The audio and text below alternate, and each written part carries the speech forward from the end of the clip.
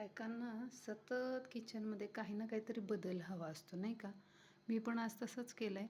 एक tinted paper घेतलेत आणि दोन्ही कप्प्यामध्ये असे लावलेत छानपैकी.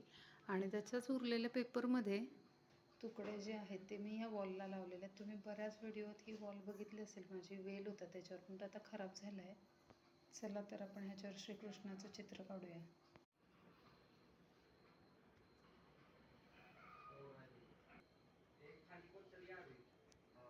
ह्यात एकच चॅलेंज आहे की खोडता येत नाही, कारण हे पेपरवर आहे.